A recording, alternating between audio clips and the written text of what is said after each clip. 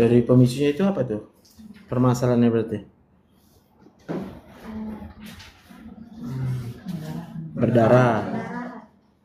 berdarah dari pervaginam, tapi terjadi setelah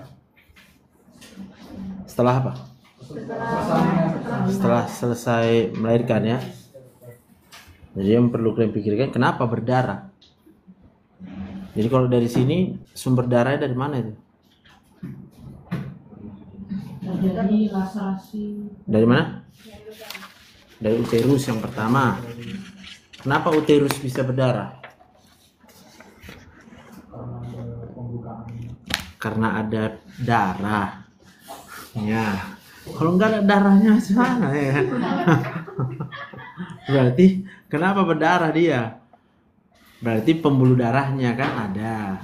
Apa pembuluh darah yang ke uterus? Arteri apa? Arteri yang memperdarahi uterus apa? Uterina. Ya kan?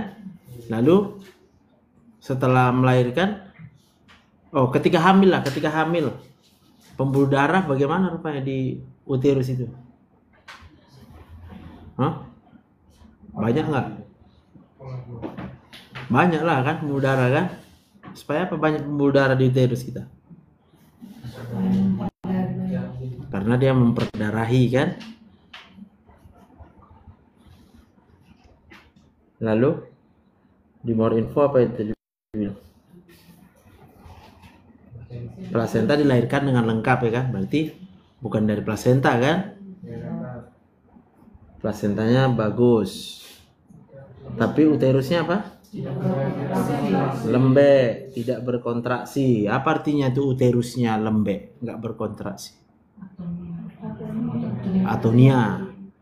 Apa rupa yang terjadi kalau dia atonia? Nggak ada kontraksi uterusnya. Tidak ada vasodilatasi. Maka yang terjadi apa? Karena vasodilatasi kan? Tidak ada yang menjepit pembuluh darah kan banyak di situ. Karena dia menjadi kapiler, tidak dijepit jadinya. Nah, maka terbukalah pembuluh darahnya itu dari uterusnya. Terus terjadilah no, itu bukan terjadi laserasi. Kalau terjadi laserasi beda kan kasusnya kan. Kalau laserasi perineum artinya apa itu?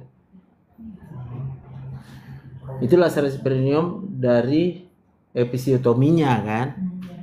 Karena dia harus di episiotomi, digunting. Adalah gesekan di perineum tingkat 3 ya. Kemudian terjadi perdarahan pervaginamnya. Nah, jadi bisa dilihat di sini yang menyebabkan perdarahannya tentunya pasti adalah enggak lah. Kalau laserasi sikitnya itu darahnya. Atonia uterinya. Jadi yang harus kalian pikirkan, kenapa terjadi atonia uteri kan gitu. Sebelum terjadi atonia uteri, kenapa uterus bisa berkontraksi? Coba pikirkan dulu. Bisa berkontraksi dinding uterus? Bisa. Kenapa bisa berkontraksi dia? Karena ada otot lah. Ya kan? Nah, dari mana ototnya? Apa otot uterus itu jenisnya apa? Otot polos. Apa yang dimaksud otot polos tuh? Otot yang berkontraksi di bawah tanpa apa namanya? Dengan sistem saraf otonom. Betul kan? Nah, jadi saraf apalah dia? Saraf otonom yang ke uterus itu? Parasimpatik atau simpatik? Yakin? Parasimpatik ya? Tengoklah, baca dulu. Kan bisa buka di situ. Cek GPT. Baik kan cerita kalian. Saraf otonom yang mempersarafi dinding apa? Uterus apa?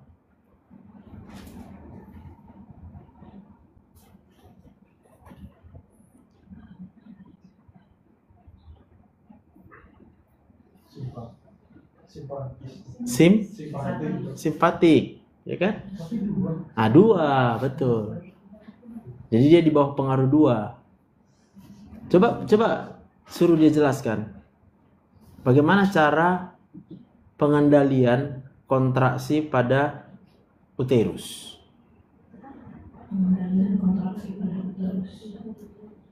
Karena kan kasus kita ini dia pasiennya akhirnya mengalami dinding uterus tak bisa berkontraksi, ya kan? Atonia uteri, ini bahaya ini. Biar kalian paham, ini bahaya. Inilah penyebab kematian paling banyak pada ibu yang melahirkan. Jadi kalau kalian nggak paham, nanti bisa akhirnya ya nggak tertolong dia, karena nanti tindakan yang harus kalian lakukan pertama kali hanya untuk membuat uterusnya kita jepit gitu. Nah itulah nanti yang hari Rabu skill lab-nya, ya kan? Udah masuk kelas besar belum? Besok ya? Jadi besok diajar itu. Jadi uterus yang nggak kontraksi itu kita jepit, satu tangan dalam, ya kan? Masuk dari vaginanya, satu tangan dari luar. Kuat tenaga untuk menjepit pembuluh darah yang tak terjepit karena atonia uteri. Apa katanya di situ? Pengaturan. Dijelaskannya kan ada dua saraf yang bekerja, simpatik sama parasimpatik. Iya. Bekerjanya punya simpatik, dia melepaskan norepinefrin. Simpatik berarti epinefrin, betul. Berikatan dengan reseptor adrenal di myometrium. Iya. Terus meningkatkan kontraksi uterusnya, dokter. Iya. Terus untuk yang parasimpatik dia melepaskan asetilkolin, dokter. Iya. Menstimulasi reseptor muskarinik. Untuk menyebabkan relaksasi atau penurunan tonus uterus, dokter. Oke. Bergantian. Nah, berarti kalau dalam kasus ini kan perlu kita pikirkan bahwa semua ibu yang melahirkan tentunya setelah melahirkan dia wajib berkontraksi. Ya, sementara yang membuat dia kontraksi di bawah pengaruh dari sistem saraf simpatik. Maka nggak mungkin simpatiknya nggak teraktivasi dalam keadaan dia baru melahirkan, ya kan? Pasti dia udah menegangkan itu, ya kan? Dia akan merasa harus selamat gitu. Dia berusaha menyelamatkan dirinya. Apa yang membuat ya yang harusnya kontraksi tapi nggak kontraksi jadinya ototnya? Faktor yang menyebabkan otot uterus gagal berkontraksi kan berarti gagal ini, ya kan? Sarafnya memerintahkan kontraksi, epinefrinnya dilepaskan dari ujung saraf otonomnya, tapi kenapa si otot polos uterusnya malah nggak mau berkontraksi? Nah coba tanya si ChatGPT, nggak usah pikirkan, gantian mikirnya. Si Grace, mana kau Grace? Aku baru datang ke Grace. Dari mana kau? Si Yuda, biar bernapas dulu nih. Untuk bisa terjadi juga karena kelelahan otot uterus. Kelelahan, ya kan? Maka pertanyaannya, kenapa lelah otot uterus seorang ibu? Hah? Coba pikirkan. Kalah satu sama kalah duanya terlalu lama. Boleh karena kalah satu, kalah dua terlalu lama. Ya. Maka pertanyaannya, kenapa kalah satu dan kalah dua lama? Iya kan? Ya harus kembali lagi. Yang membuat kala-kala itu bergeraknya bayi masuk ke ruang apa? Ke jalan keluar kan? Itu kan tetap juga adalah proses kontraksi. Nah, kenapa dia melawan gitu? Jangan-jangan memang nggak kuat kontraksinya, bisa nggak? Ya kan? Berarti kemungkinan besar otot uterusnya sudah lemah, lelah. Udah capek. Kayak kita capek ya kan? Kalau ada capek belajar pun kita terus kan nggak masuk lagi kan? Kita tengok ibu belajar itu kan karena udah memang capek kita belajar. Tapi jangan lupa bukan hanya karena capek belajar, maka kita jadi nggak bisa masuk yang kita pelajari kan? Bisa aja kita bukan belajar yang capek. Ngapain kita capek? Capek main ya main-main kan capek juga. Duduk-duduk kita di kafe kan capek juga. Akhirnya pas harusnya udah sampai di tempat kos mau belajar udah lelah dia. Berarti apa yang terjadi pada otot uterus si ibu ini adalah kemungkinan besar dia dalam keadaan yang tak perlu kontraksi. Selama ini dia sering kontraksi. Iya. Ada nggak kontraksi yang tak perlu terjadi pada ibu hamil? Apa namanya? Hamil dia ya, tapi sering sakit perut dia. Kenapa sakit perut dia? Sama kayak kalian lah, yang perempuan lah. Premenstrual syndrome ya. Sering nggak? Misalnya lagi mau haid sakit kan? Tahu yang sakit itu apa? Uterusnya. Kenapa uterusmu sakit? Karena baru tadi kau ingat lagi. Apa sih saraf yang membuat kontraksi pada uterus? Sistem saraf simpatik. Maka kau harus tahu apa yang dimaksud dengan sistem saraf simpatik. Sistem saraf yang teraktivasi pada saat kau merasa terancam. Terancam masa depan, terancam kurang kasih sayang, terancam kurang duit, terancam nggak lulus ujian, ini kan terancam kan? Maka kau akan mengalami nyeri pada waktu haid. Betul. Kalau ada yang nanya kenapa pada waktu haid aja Pak nyerinya? Ya karena pada waktu haid perubahan hormonalmu akan membuat uterusmu akan lebih tebal. Ya kan? Kan lebih tebal kan? Jadi perubahan hormonnya itu FSH, LH, estrogen, progesteron itu akan berkembang kan? Tebal. Karena udah tebal dia ya banyak lah mau dikontraksinya. Kau stres pula ya kan? Maka kau harus tahu. Siap. Apa itu? Oh, enggak. Ini Salah grup lah kakak. 15.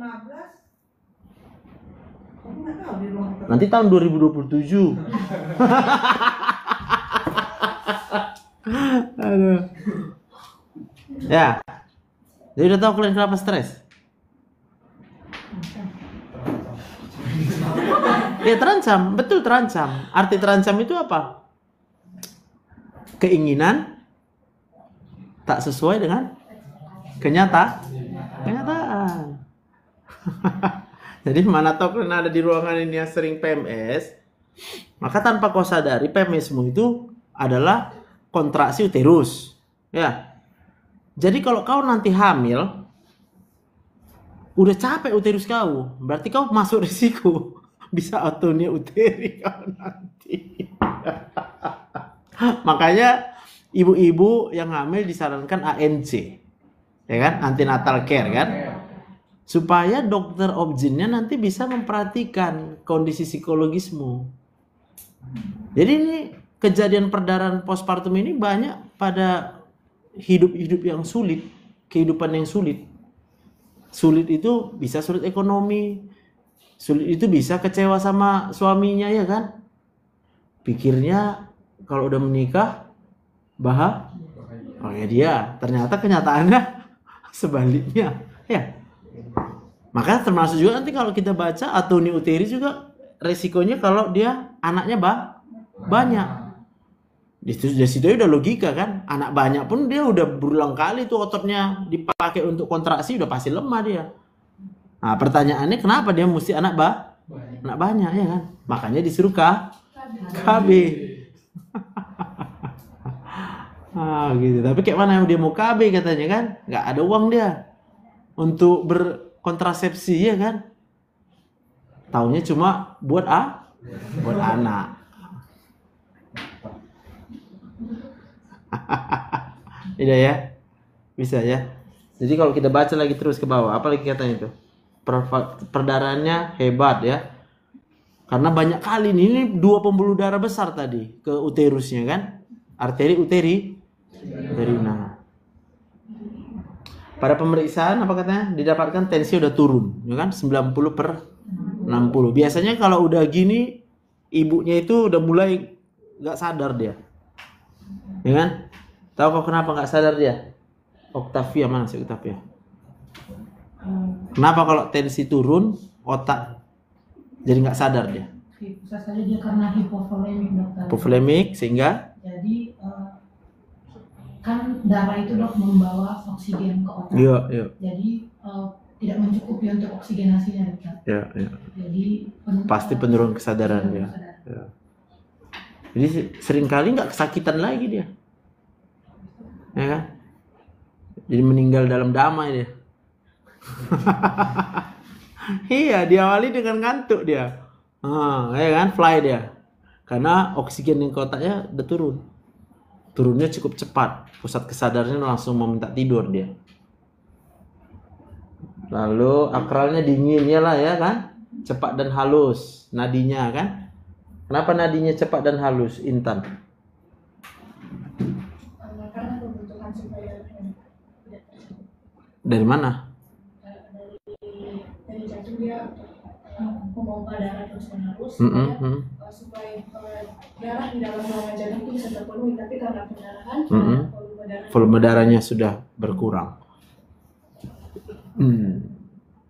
Terus HB-nya dijumpai 6,4. Nah ini harus tahu nanti. Kadang-kala keluarga pasien bilangnya yang dilakukan itu pasang infus dulu ya kan. Sementara kalau waktu kita pasang infus itu mungkin bisa berapa? 5 ke 10 menit ya kan. Lalu nggak ada yang megang uterusnya. Sementara si ibu ya, ini ya kabar mengerikan itu ya. Karena memang tadi ketika oksigen ke otaknya turunnya pelan-pelan, dia ngantuk aja itu. Ngantuk lalu nggak sadar. Tapi dari bawah udah keluar terus darahnya. Bayangkan.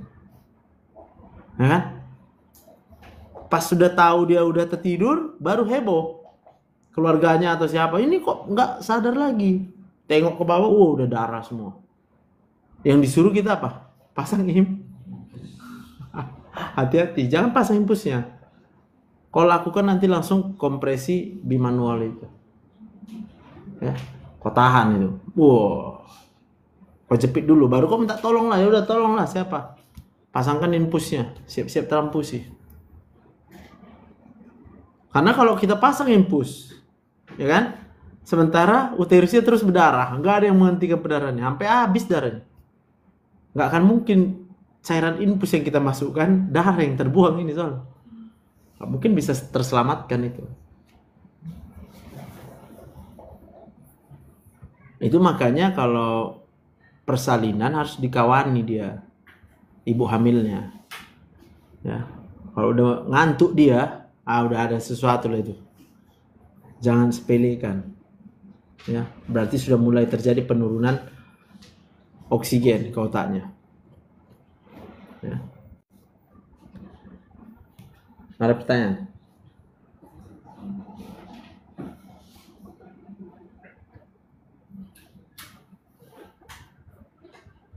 Jadi faktor risikonya tadi ya kan banyak anak ya kan? Tapi nggak banyak anak pun bisa terjadi atau ini ya. Kalau banyak hutang. Atunya juga itu. Ya. Jadi makanya orang yang hamil lalu dia nggak periksa ke dokter karena alasan nggak punya uang. Oke. Nah, itu dia resiko itu. Bisa atunya. Atau misalnya ibu hamil tapi sering mengeluh sakit selama hamil. Pernah nggak kalian ketemu itu? Ibu hamil sering kali mengeluh sakit. Mulai dari ngidam. Tahu ngidam? Tahu kok kenapa ngidam? Teresia. Pernah kau lihat ibu hamil ngidam? Menurutmu, kenapa ibu hamil ngidam? Kalau nggak tahu buka ChatGPT kau.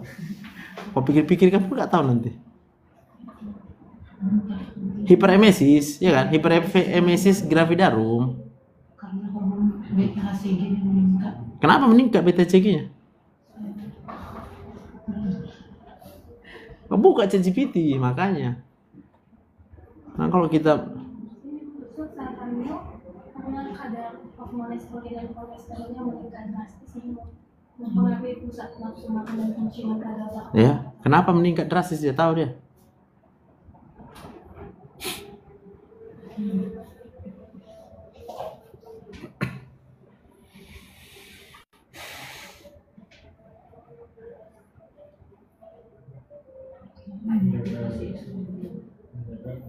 Kenapa?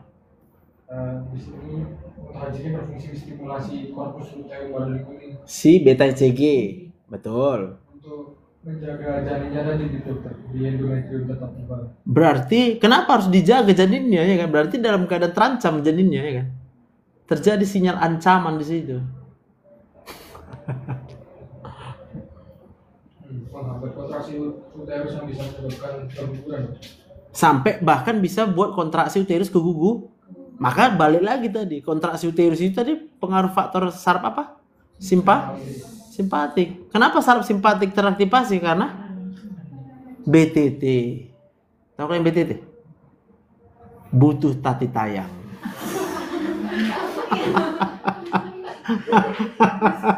Jadi kalau ada ibu hamil, muntah-muntah dia, gampang. BTT-nya itu. Makanya kan sering diminta kan, disuruh ya suaminya beli ini gitu. Mau jam 3 pagi pun kau disuruhnya, kau harus pergi, gue bilang. Karena bagi dia kalau dilakukan apa yang dia mau, akan naik dopaminnya di otaknya. Maka dia akan membuktikan sendiri bahwa ternyata suaminya sayang sama dia.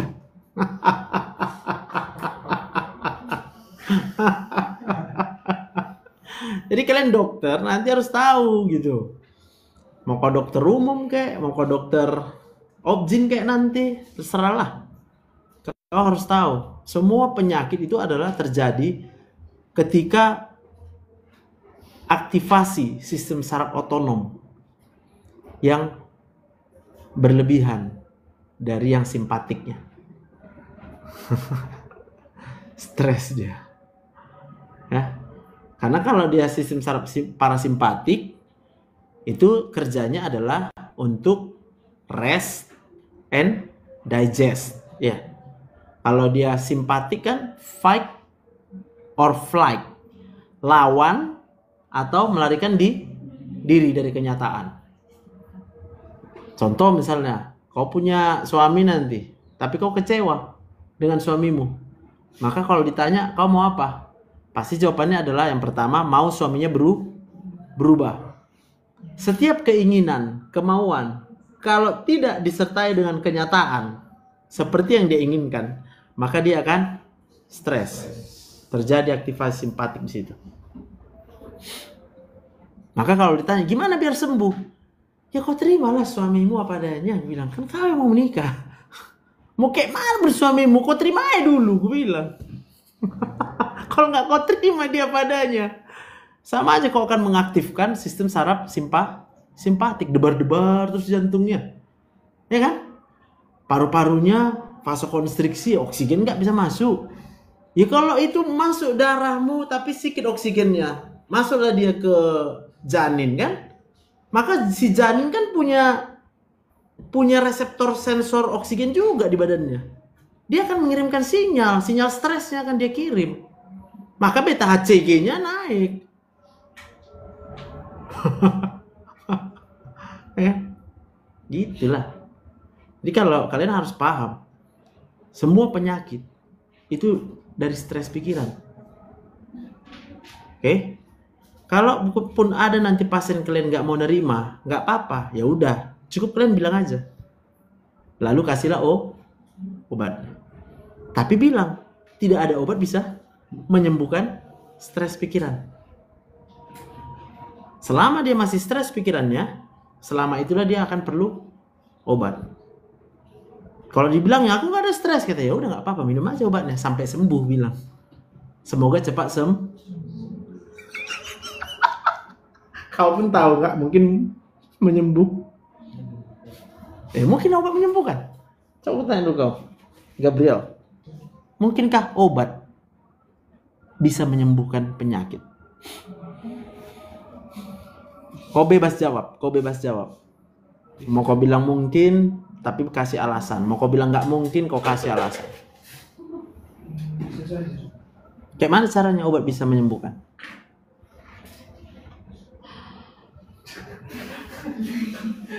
Ya contoh lah, obat apa yang kau tahu? Obat demam. Hah? Obat demam? Paracetamol ya? Oke. Bagaimana caranya paracetamol bisa menyembuhkan demam? Ya. Kenapa prostaglandinnya naik rupanya? Prostaglandin naik karena apa? Kamu bilang karena apa? Karena infeksi. Berarti apa, bakteri? Jadi apa hubungan paracetamol dengan bakteri? Obat demamnya tadi aku bilang. Iya kan? Lalu berapa lama rupanya efek daripada obat demam? Yang kita tahu paling 6 jam. Berarti selama prostaglandinnya masih tinggi, naik lagi demamnya nanti. Tadi kita bilang kenapa? Berarti karena terjadi peningkatan bakteri. Kita kasih antibiotik. Maka pertanyaan, kenapa naik bakteri? Dari mana sumber bakteri yang kalian tahu? Makanan? Hah? Ya makanan lah. Ya kan? Karena yang paling kotor itu di badan kita itu adalah usus, pencernaan. Lalu kenapa kalau makanan, kawan kita makan yang sama, dia kok sehat? Kok cuma kita yang sakit demam? Imunnya rendah. Ya kenapa turun imunnya? Kau imun, ya kan? Hah? Maka kau harus ingat lagi nanti pelajarannya. Digestive system. Digestive sudah kan? Siapa yang mengendalikan peristaltik? Mengendalikan, kontrol. Saraf apa? Parasimpatik, rest and digest. Berarti kalau parasimpatik seseorang itu rendah, maka pergerakan makanan di dalam ususnya menjadi karena lambat akan terjadi peningkatan iya kan? Kan kalau cepat dia dibuang kan terbuang bakteri. Tapi karena lambat bakterinya, lambat pergerakan makanan di ususnya, belum lagi dia makan obat lansoprazol. Tahu kan lansoprazol kan ranitidin kan? Dia akan mengurangi asam. Tahu kegunaan asam lambung kan? Apa? Imunitas juga kan? Makin nggak ada imunitasnya. Akhirnya terjadilah infeksi. Dan kalau kita bilang pun antibiotiklah diminum, itu menyembuhkan. Dari mana kau tahu? Berapa jumlah bakteri yang akan dibunuh antibiotiknya? Sementara yang kita minum broad spectrum. Wah, ya kan? Spektrum luas kita bilang. Semua dibunuh ya bakteri. Apa semua bakteri nggak ada guna? Hah? Ya enggak lah. Siapa yang ciptakan bakteri? Hah? Siapa? Roy. Mana si Roy? Siapa yang ciptakan bakteri? Tuhan. Pernah kau tanya? Ya tanya pula lah, Tuhan, kenapa kau ciptakan bakteri? Coba kau pikirkan dulu, Roy. Pikirkan pakai logika. Hai Roy. Kenapa diciptakan bakteri? Hai Roy, pikirkan Roy. Kenapa bakteri diciptakan? Tuhan. Berarti jahat Tuhan itu. Karena bakteri jadi penyakit, ya kan? Roy, lihat dulu aku. Kau setuju? Bakteri menyebabkan penyakit. Setuju kau? Ah, bagus sekali kau. Kalau gitu, selain menyebabkan penyakit, bakteri untuk apa? Karena itu sebagai flora normal, Flora normal. Untuk apa flora normal itu? menjaga keseimbangan Keseimbangan. Ya kan?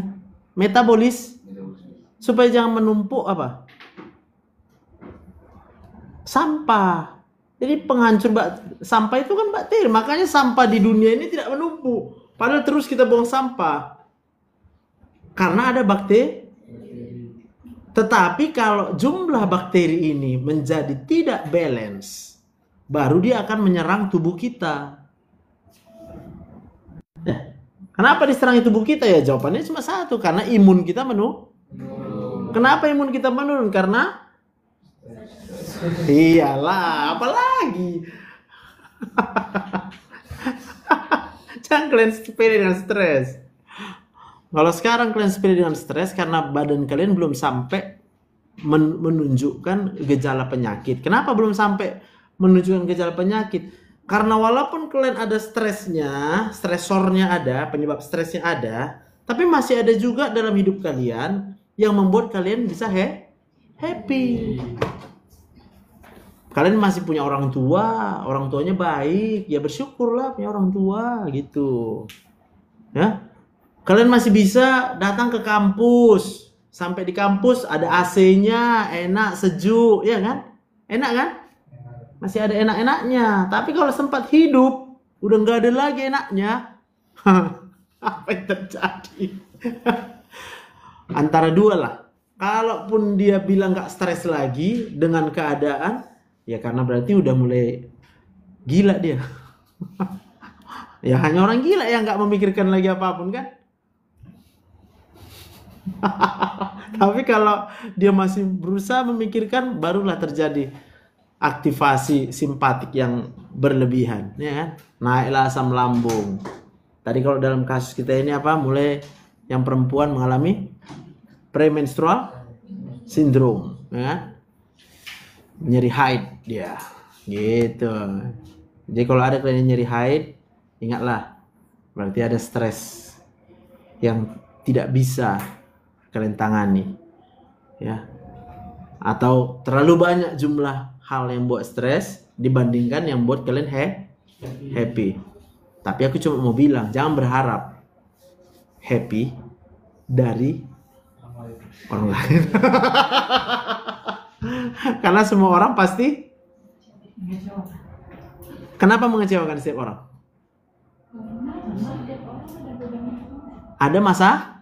Ada masalahnya tiap orang, ya kan? Jadi kalau aku berharap sama si Grace, kau punya masalah kan Grace? Aku punya masalah kan? Minta tolong aku sama kau. Apa yang kau kasih sama aku? Kau punya apa tadi? Berarti yang kau kasih sama aku? Iya. Ya masalah kuadrat lah aku bilang.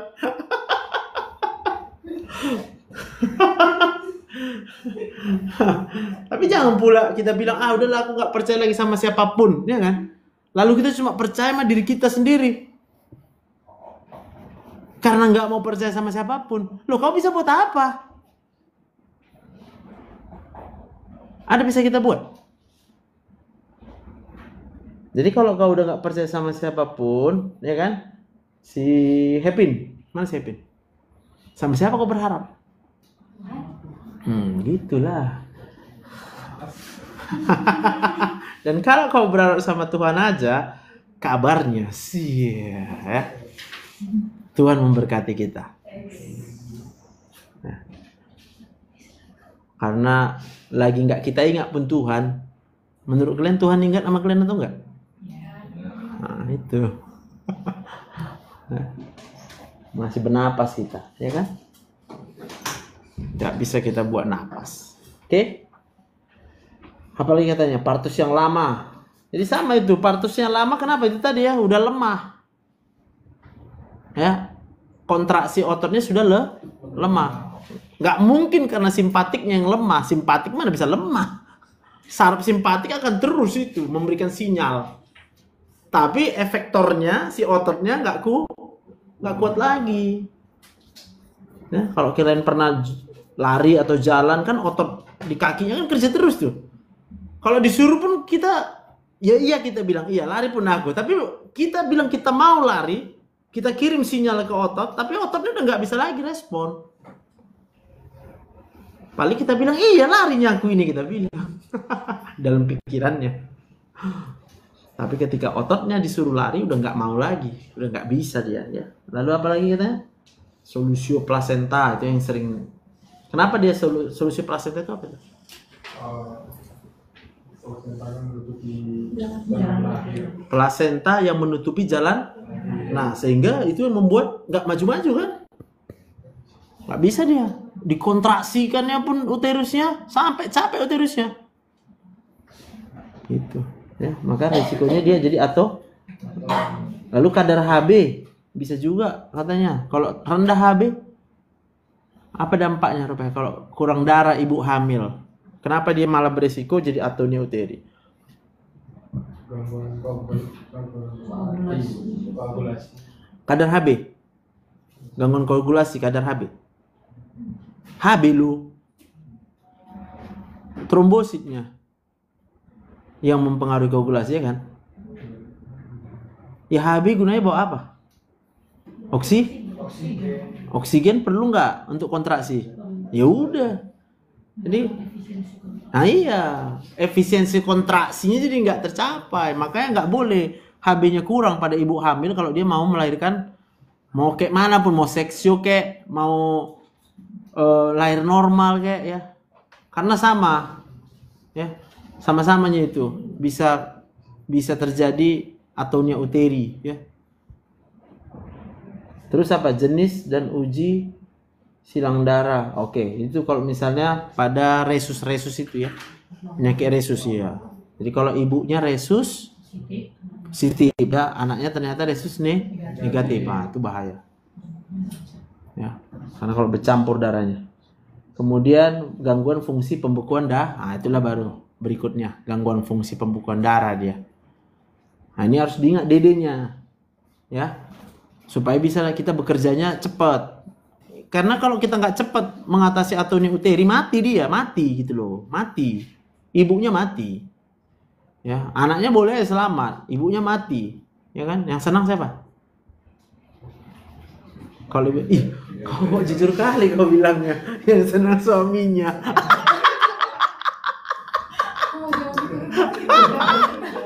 Aduh. Ya. Jadi kalau ada suaminya senang istrinya mati, itulah orang paling bodoh. Ya. Jadi kalau kalian ya, mana tahu, siapa tahu ya, meninggal lah. Ada, ini untuk yang perempuan nih, perempuan. Mungkin kau belum menikah. Lalu kau dipertemukan sama seorang duda. Ya, kalau duda itu cerai hidup, kan kita bilang janganlah, nggak boleh. Dosa, karena masih bercerai hidup. Karena Kristen kita. Tapi kalau dia duda, istrinya mati. Istrinya mati ya, masih muda. Istrinya mati. Kau mau menikah sama dia? Pikirkan, kau dokter. Kau harus bisa berpikir, kenapa mati istrinya? Ya coba. Kenapa mati istrinya? Katakanlah istrinya mati karena inilah atonia uteri. Berarti kalau kau nanti jadi istrinya, jangan mau kau. Artinya lebih bagus kau nggak usah bersuami, dah, daripada kau punya suami seumur hidup tapi stres. Gitulah. Itu baru namanya kau pinter.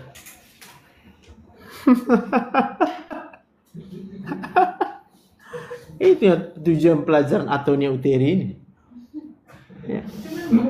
Jadi kita sebagai dokter harus bisa mencegah atonia uteri. Janganlah masa angka perdarahan ibu pasca persalinan tinggi di Medan. Siapa dokternya? Tamatan Mensen. Ih, lemah kali.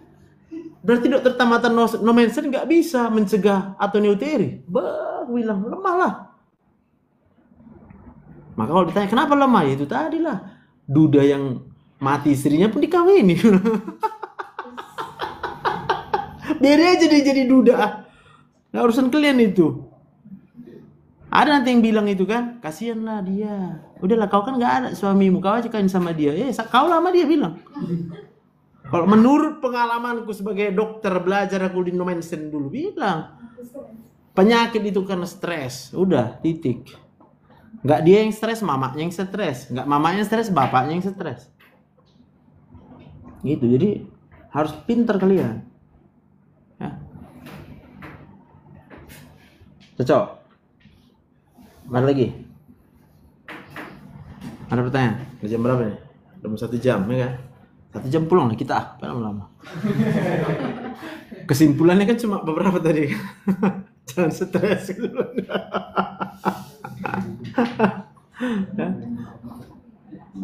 Apa belum bicara? Hepin, Agatha. Mana sih Agatha? Kau Agatha? Menurutmu ada yang bisa kau tambahkan dari kasus kita ini, Antonia Uteri ini? Kau takut menikah? Takut? Apa yang kau takutkan dari pernikahan?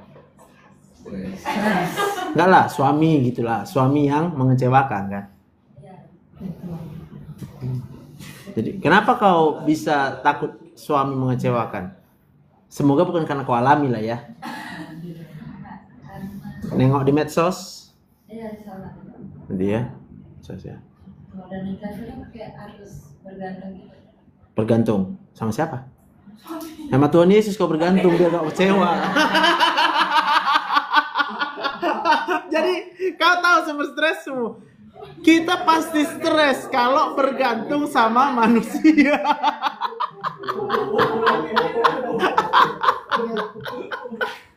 Cocok rasa kan? Sama kayak kuliah ini. Kalau kau bergantung sama kawanmu selama kuliah, kau pasti stres. Kalau kau bergantung sama dosennya, aku kalau dosennya itu enak aku belajar. Dosen yang ini, ya nggak belajar lah kau. Kalau kau bergantung sama dosenmu nanti untuk menentukan nilai ujianmu, maka ada jadi istilah dosen killer. Ya kau jadi nggak lulus jadinya. Kau bergantung sama diri sendiri, kau sadar kau nggak bisa buat apa-apa. Gitu ya. Jadi kau nggak usah takut menikah. Rugi ya, karena menikah itu menambah kebahagiaan ya, menambah. Sekalipun kau udah bahagia, kau akan tambah bahagia dengan pernikahanmu. Yang penting kau tahu kenapa kau takut, berarti karena kau bergantung sama suami gitu ya. Kalau kau udah bergantung sama Tuhan, udahlah kehendak Tuhan aku menikah pak, mantap aku bilang, pasti bahagia pernikahanmu. Bertambah terus lagi. Tapi kan kata orang pak, menikah tambah stres ya karena dia bergantung sama kata orang. Kau bergantung sama? Jadi kata siapa kau dengar? Kata siapa yang kau dengar kalau kau bergantung sama Tuhan? Kata Tuhan lah. Kau udah tahu di mana kata Tuhan? Ya di Alkitab kau itulah. Itu kata Tuhan di situ ya. Jadi kalau kita stres karena nggak ada kata-kata Tuhan di otak kita gitu. Kalau kau baca itu Alkitab itu muncul itu jawabannya. Nggak perlu kau takut sama suami. Kenapa? Istri yang tunduk kepada suaminya yang jahat berubah jadi baik, tapi tunduk dulu. Dan tunduk karena mengikuti perintah Tuhan, bukan karena disuruh kawanmu, bukan karena disuruh pendeta, bukan. Karena kau taat sama Tuhan. Kenapa kau taat sama Tuhan? Karena kau tahu siapa yang ciptakan kau, siapa yang pelihara kau, siapa yang jaga kau, siapa yang buat kau berhasil. Tuhan segalanya. Gitu. Selesai ya? Gak tahu. Udah. Cinta Mi. Oh Cin, apa yang mau kau tambahkan Cin? Biar pulang kita.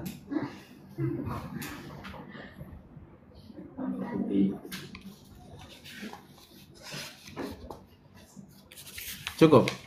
Ada yang kau tengok di sekitarmu? Ada pernah kau dengar kasus berdarah dia? Enggak ada ya? Jadi menurutmu pernikahan itu aman-aman aja? Kalau pacarannya cocok, Oh, kalau pacarnya cocok. Bagus sekali jiwa kau. Sekarang aku tanya lah. Gimana caranya kau tahu pacarmu cocok? Ya itu dia. Ayo, jawab, pikirkan. Kalau ditanya orang kenapa dibahas pacaran, bilang karena berhubungan dengan atonia uteri, bilang ya.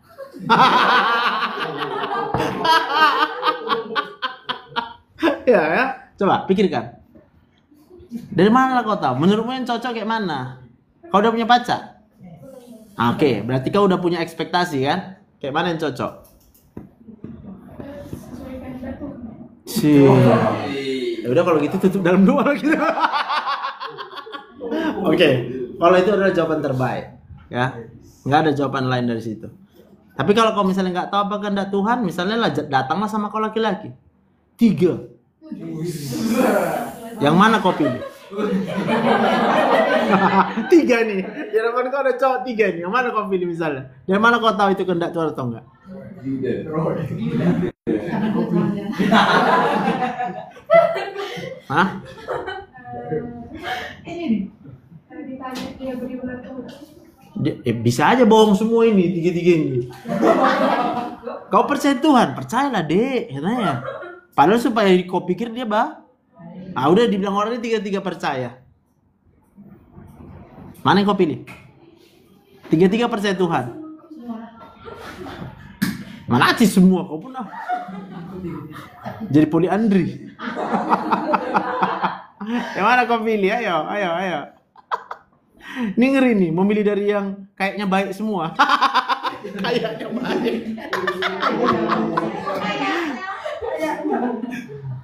Jadi kau harus tahu berarti ya. Kau harus tahu apa kebutuhan dasar seorang laki-laki. Udah tahu apa kebutuhan dasarnya? Agatha, cintami. Agatha. Cintami deh.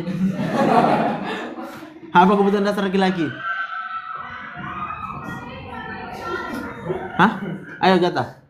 Agatha lagi. Ya cintami apa? Kau nggak tahu kebutuhan dasar laki-laki? Makanya kau jangan coba-coba pacaran. Kalau kalian nggak tahu kebutuhan dasar laki-laki, kalian jangan coba-coba pacaran. Maka kalian harus tahu yang namanya hipotalamus. Hipotalamus, laki-laki dan perempuan menghasilkan yang namanya GnRH, gonadotropin releasing hormone. Yang kalau itu setiap hari dilepaskan, maka dia akan menuju ke hipofise. Dihasilkanlah di situ FSH dan LH.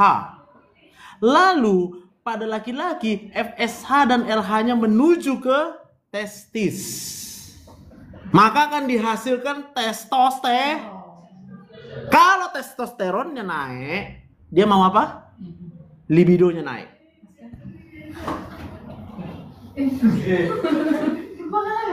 Dah.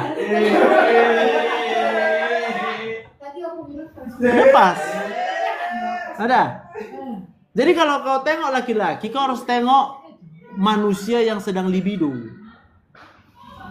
Kalau dia bermanis-manis sama kau, itu karena dia sedang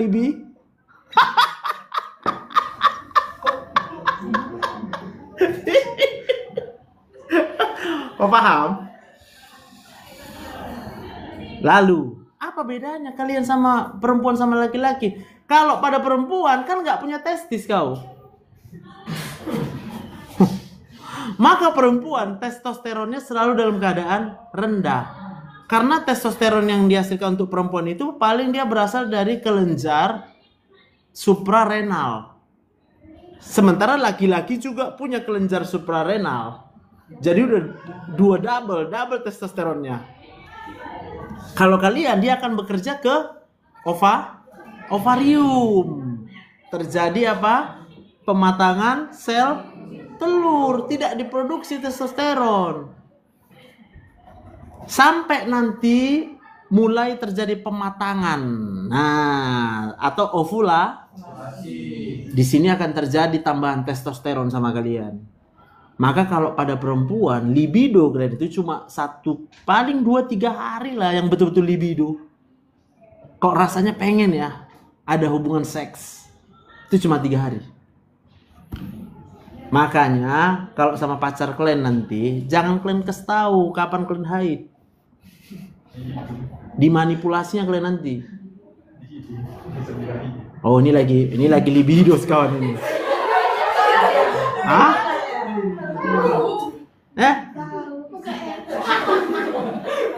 Sementara kebutuhan dasar daripada semua manusia adalah kasih sayang.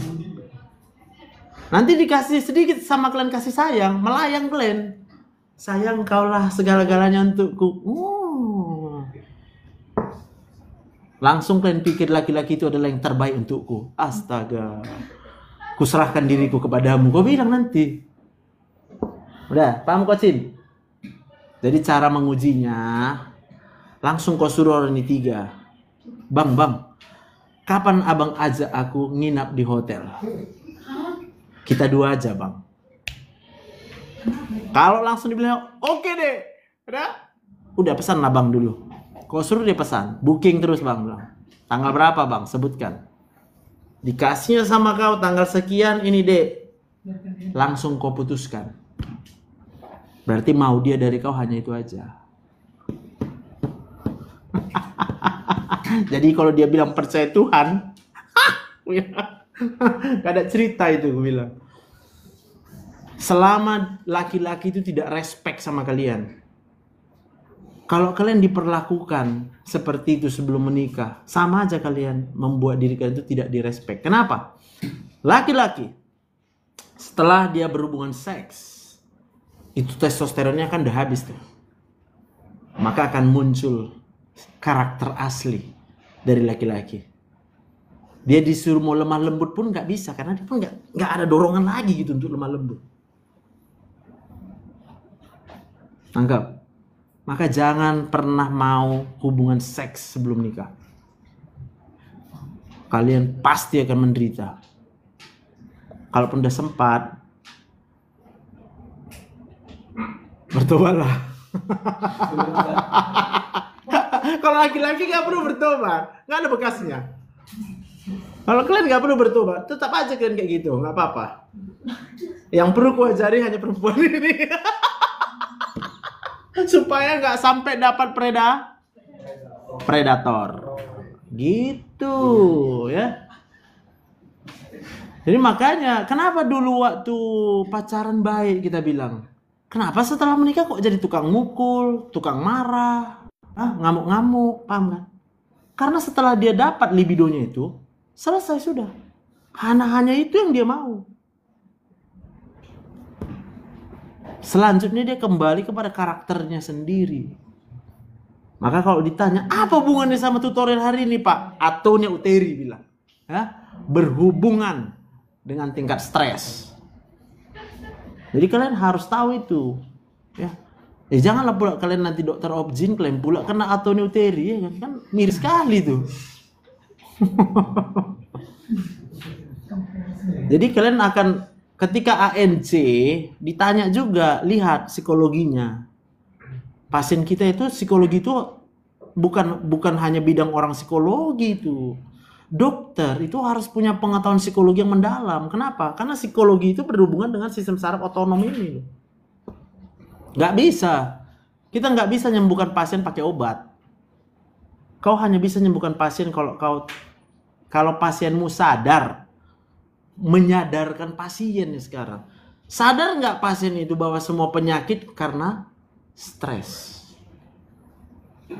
Jadi stres ditutupi kayak manapun mana bisa. Aktivasinya tetap berlangsung terus itu di dalam otaknya. Oke? Terakhir si Grace. Ada pertanyaan kau Grace? Nggak ada, cukup jelas. Kenapa kau nggak bertanya? Karena udah jelas. Yakin kau kan udah jelas. Hai Grace, tanya Grace. Kalau enggak nanti aku yang nanya. Kalau aku nanya payah kali jawabnya. Udah aku yang nanya. Hah? Grace, aku yang nanya.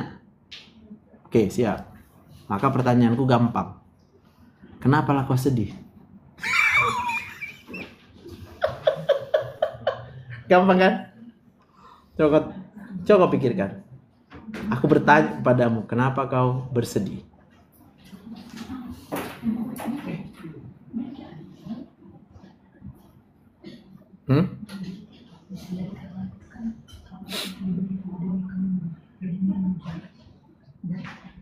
Memang lagi sedih kan?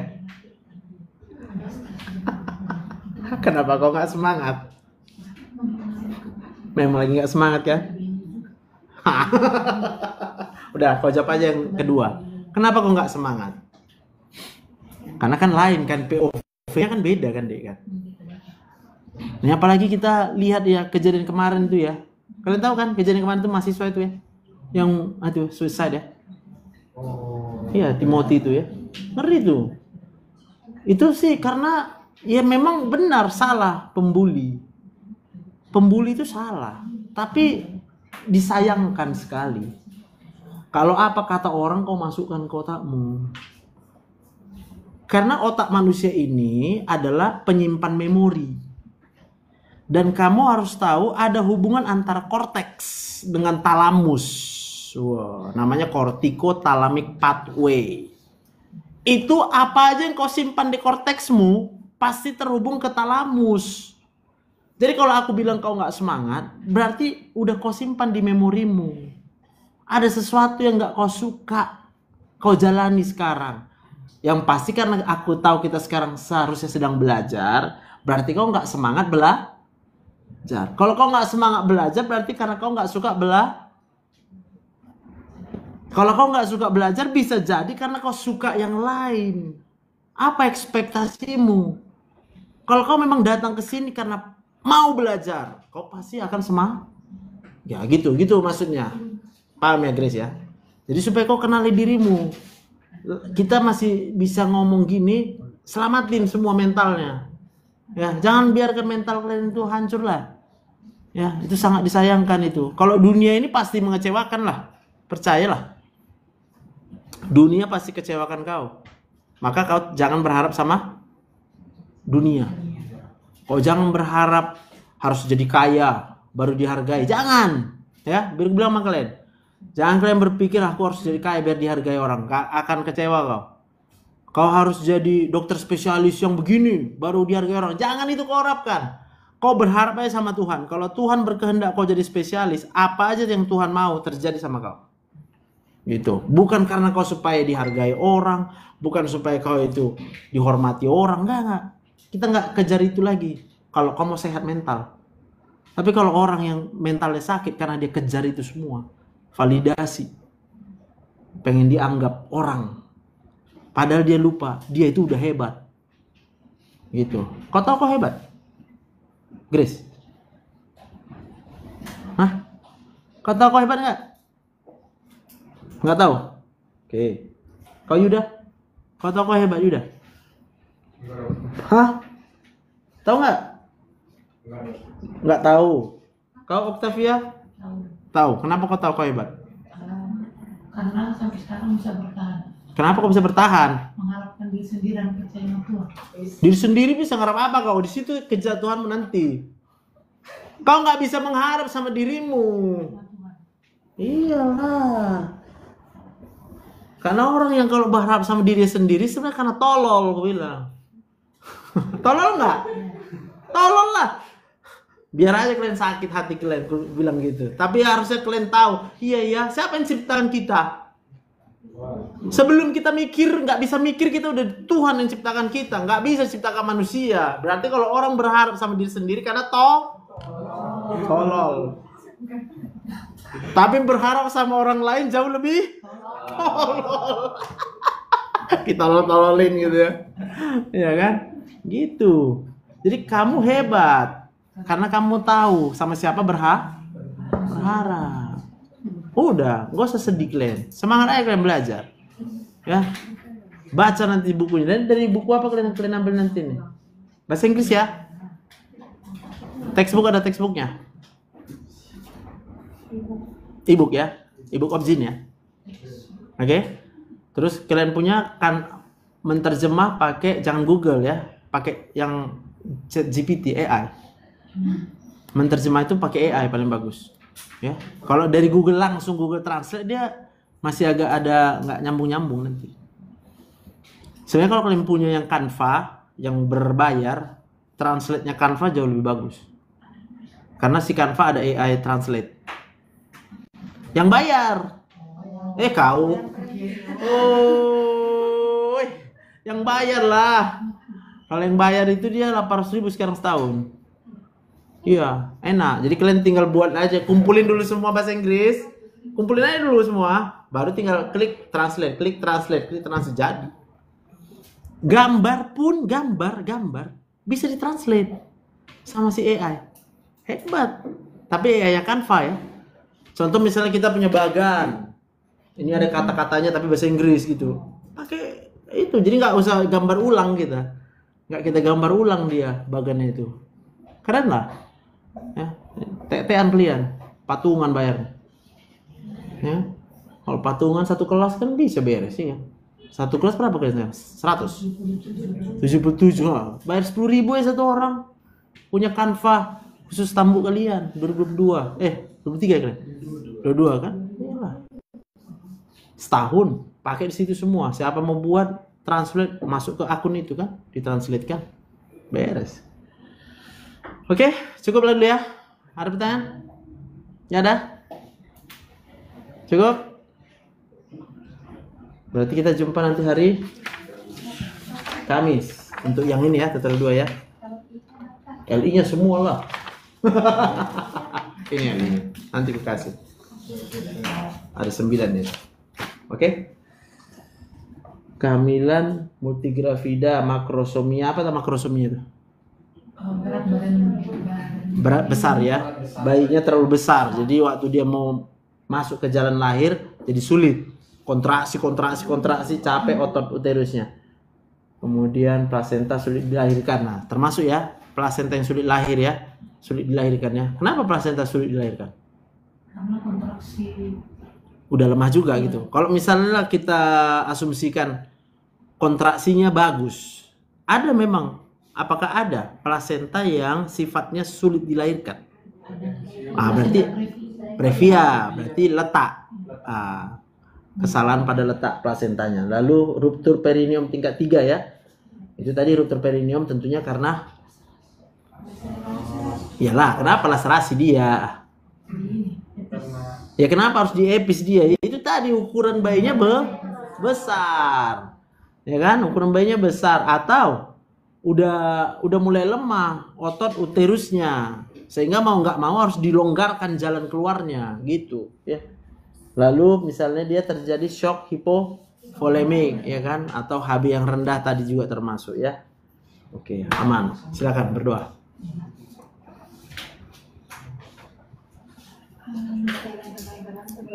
Untuk tutorial pertama kita pada sore hari ini, doa yang dipimpin oleh Okta.